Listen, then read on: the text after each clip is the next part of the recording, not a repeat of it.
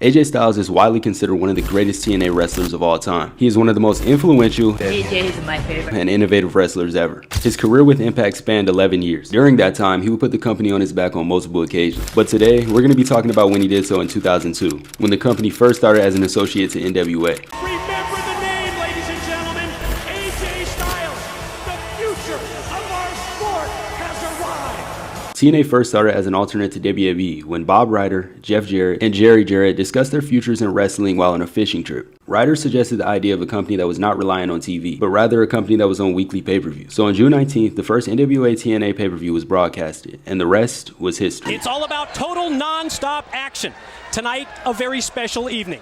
The birth of the X Division. On the first episode on TNA, AJ Styles was introduced to the TNA fans in a 6-minute, 6-man tag where he tagged with Jerry Lynn and Loki. This match only went on for 6 minutes, but it may have been the best 6-minute match of all time. It was a definition of just get your shit in. Just a bunch of fun spots in a sprint. The next week, AJ was slated to be in a 4-way double elimination match versus Loki, Jerry Lynn, and Psychosis. This match was absolutely fantastic, going 25 minutes. This match was such chaotic fun. The match hit a whole new level when Loki and Psychosis got eliminated, and Jerry Lynn and AJ Styles, who were both visibly exhausted, put on some of the best wrestling you can find. I think this match can absolutely be argued as the best X Division championship match of all time. In the first episode, AJ took the pin in the 6-man tag, and in the second episode, AJ ended the show with his hand raised and being crowned the inaugural X Division champion. Importance of having good dance partners.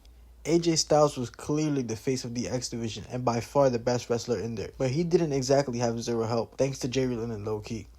These three faced off in multi-man action 3 times in 2002 and way more times in matches that just featured 2 out of 3 of these men. This helped the division greatly because anytime these men worked together, it was magic. A showcase of styles not that different, but at the same time, each man had their own special kind of twist on the way they wrestled. Jerry and AJ faced off in 8 matches in 2002, but every match just felt different. The intensity increased every match, especially since they were crowned tag team champions together. This story was easily the best thing on TNA at the time, and it really made you want to see these two wrestle each other as much as they did.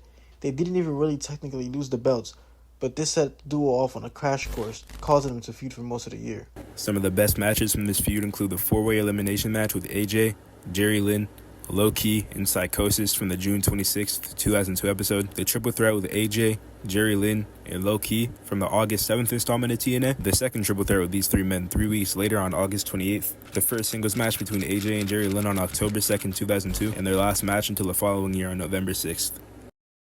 Carrying the product. The overall TNA product at this time was honestly horrible. Stupid storylines, terrible promos, slurs were said on a weekly basis, and there really wasn't anything worth tuning in for. AJ was the only consistently good thing on the show. He had the best match on every episode he was on, and he was wrestling 2 matches a night because TNA pre-taped 2 episodes at a time. Sure, there were great talent on the show, and though no fault of their own, they had to deal with awful storylines and matches, but no one turned chicken shit into chicken salad like AJ Styles did. This was also how the fans felt about the program. Even though AJ wasn't anywhere near the top of the list in terms of star power, by the end of 2002, it was his show. He might not have been marketed as the face of TNA, but the fans knew it, and anyone who sat down and actually watched TNA in 2002 knew it too. Unreal work rate. There were multiple times during my deep dive where I watched a match he was featured in and genuinely believed I was watching the highest quality work by a wrestler I'd ever seen. Every time he stepped foot in that ring, it was magic. AJ around this time was known for his unreal athletic ability, but he was just as good at everything else too. He was vicious and hard-hitting with bone-chilling kicks and lariats, and he was also technically proficient on the mat, going hold for hold with everyone on the roster with some of the best transitions and counters on the program. AJ's bumping and selling was top-notch as well, arguably the best on the roster along with Loki. But above everything else, his athletic ability was just unreal. This man was hitting moves twice a night that would get a holy shit chant even in 2025. I've watched every TNA match AJ had in 2002 except 2 lost tapes, and my final thought is I've never seen anyone like AJ Styles. While some may have not been too far off from an athleticism standpoint, no other was able to piece everything together like AJ. Just an all-around wrestler who never really had any holes in his game, and even at an early stage of his career in 2002, he was still levels above anyone on the same show as him. If someone told me they believe AJ Styles is the best wrestler ever, I wouldn't even argue against it.